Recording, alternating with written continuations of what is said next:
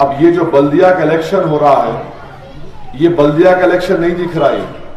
बल्दिया का इलेक्शन होता है बरकी, आबरसानी, नल, ट्रैफिक लाइट, रोड वाइडनिंग। अब ऐसा इलेक्शन दिख रहा है कि जैसा आप और हम मिलकर अब भारत के एक नए वजीर आजम को बनाने जा रहे हैं। और बीजेपी जो है रोज कोई ना कोई पैराशूट से एक मिनिस्टर, एक आया, 2, 3, 4, 5, 6, 7 सब कुछ आ रहा।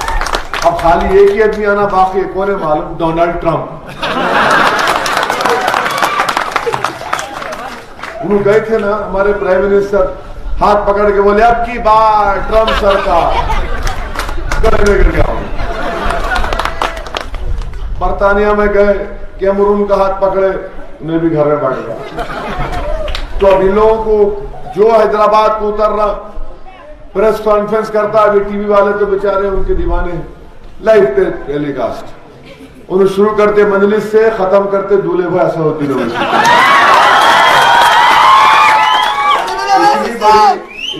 100 साल के बाद हैदराबाद में बड़ी शिद्दत की बारिश हुई। 100 साल पहले हुई, हजारों घर में पानी आ गया, करोड़ों रुपए की जायदाद या घर के जो अशिया होते, फ्रिज, टीवी, मोटरसाइकिल सब खराब हो गए। एक मिनिस्टर बीजेपी का नहीं आया दिल्ली से देखने, एक नहीं आया। अरे बेगैरती की भी हद होती है, एक नहीं आया। अब इलेक्शन है तो रोज इनू आ रहे, उनू आ रहे, इनू आ रहे, इनू आ रहे। जब हमको जरूरत थी आपकी, इस शहर के हैदराबादियों को मरकजी मिनिस्टर आकर देखते और आप फिर कुछ करते। एक पैसा बीजेपी ने नहीं दिया शहर हैदराबाद के।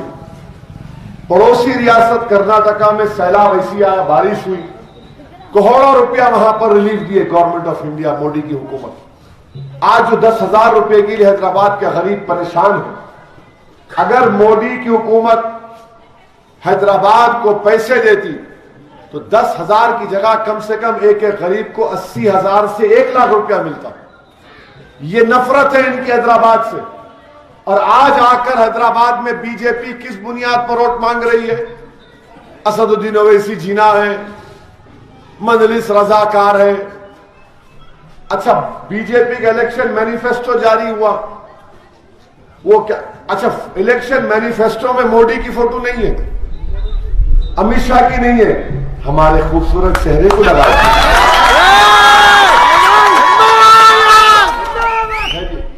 लगाना था अपने फोटो की। मालूम हमको हमारा चेहरा उन सबसे अच्छा है, मेरी गलती नहीं है, वर्मा बा अल्लाह बना ऐसा बना, मैं क्या।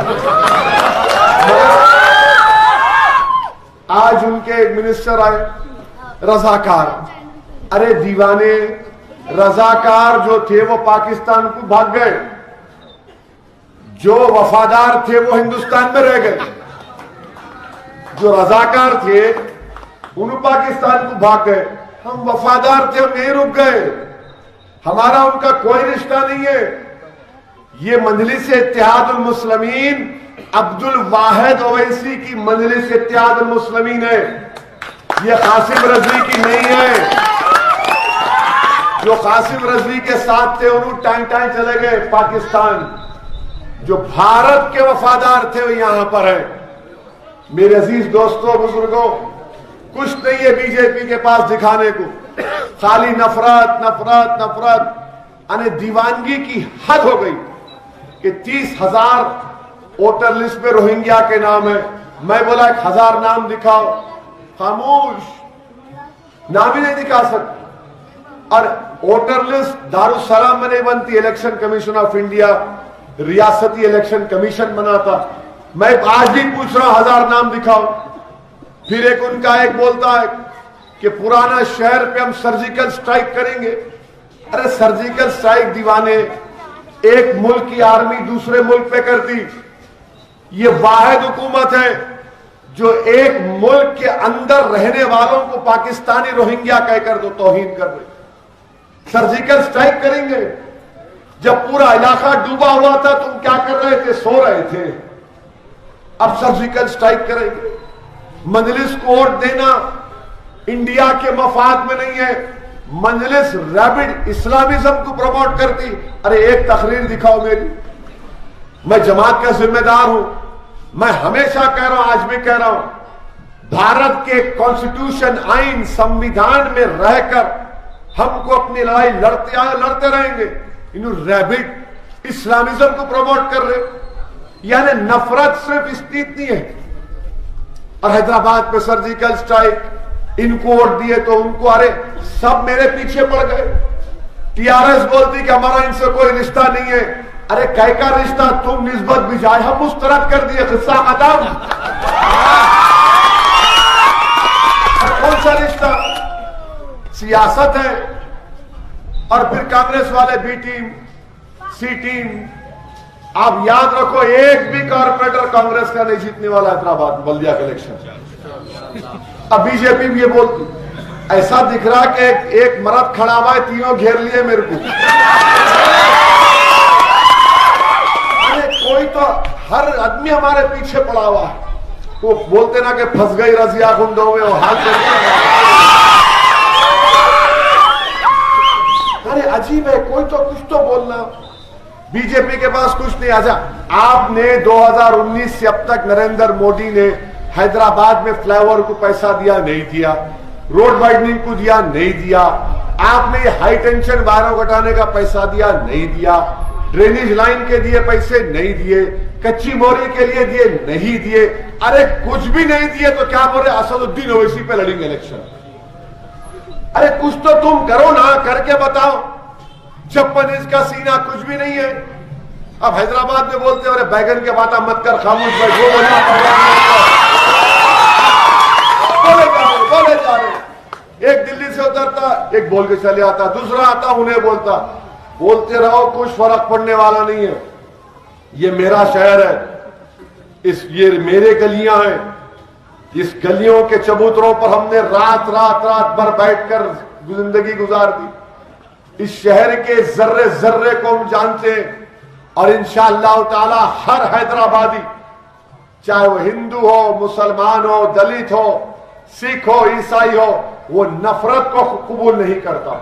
और हैदराबाद की खासियत क्या है कि जो आया, हम बोलते गंडीपेट का पानी पिए मियाँ हो, पिए, चलो तुम यहीं के हो गए। ये हमारी मोहब्बत है, ये हमारा उसूल है। और बीजेपी उन्हें काका से कि वो आके मेरे को गाली दे रहा, मैं जिना हूं। कह का जिना? क्या गलती है मेरी जिना की? क्योंकि मेरे वालिद मरहूम ने, मेरी माँ और मेरे वालिद ने मुझे पढ़ाया लिखाया, और मैं बर्तानिया लंदन जाकर बैरिस्ट्री की डिग्री लेके आया, तो जिना हो गया? क्या नेहरू गांधी बैरिस्ट्री नहीं किए? इनको नफरत है पढ़े लिखे मुसलमानों से। ये ताब नहीं लाते पढ़े लिखे लोगों को देखकर। इसीलिए आपसे कह रहा हूं, अपने बच्चों को पढ़ाओ, खूब काबिल बनाओ, और उसके बाद सियासत में लाओ। एक बैरिस्टर इनकी रात की नींद हराम कर दिया। अगर ऐसे 100 खड़े हो गए तो इन तो परेशान हो जाएंगे, खत्म हो जाएंगे।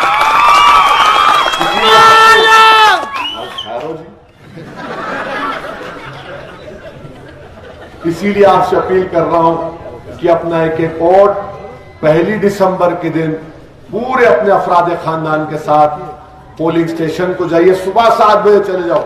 और माशाल्लाह से मौसम भी देखो क्या खूब हो गया भाई। और हमारे हैदराबाद में खासियत क्या है, जरा सर्दी एक कान पे लगा लेते, सही लगा लेते, पी लेते है। ऐसा ना स्टाइल है, किसी का नहीं है स्टाइल है। मगर सुबह सुबह पोलिंग बूथ को जाइए, अपने वोट का इस्तेमाल करिए, पोलिंग परसेंटेज को बढ़ाइए। पोलिंग परसेंटेज बढ़ना चाहिए। और मैं नौजवानों से अपील कर रहा हूं, ये जो भड़का भाषण रिकॉर्ड करे, जरा अपने फेसबुक पे डालो, व्हाट्सएप पे डालो, ट्विटर पे डालो। और क्या है वो इंस्टाग्राम, इतने सूर्य याद हो गए तो अच्छा था। स्नैपचैट सब पे डाल के जरा फैलाओ। आपका काम है, सबको मालूम होना मजलिस का पैगाम। मजलिस की लड़ाई इंसाफ की है, मजलिस की लड़ाई डेवलपमेंट की लड़ाई है। इसमें आपका ताउन रहा है। जिस जमात को हमारे और आपके बुजुर्गों ने पाला पोसा, उसको बड़ा किया, जिस चिराग को हमारे बुजुर्गों ने जलाया, आज उस चिराग की रोशनी अल्हम्दुलिल्लाह बिहार तक पहुंच चुकी है। जहां पर 5 MLA मजलिस के कामयाब हुए। तो मेरी आपसे गुजारिश है कि मलकपेट से मजलिस के चारों बल्दी उम्मीदवारों को आप अपनी दुआओं से और अपने वोट से कामयाब करिए। अस्सलाम वालेकुम व रहमतुल्लाह।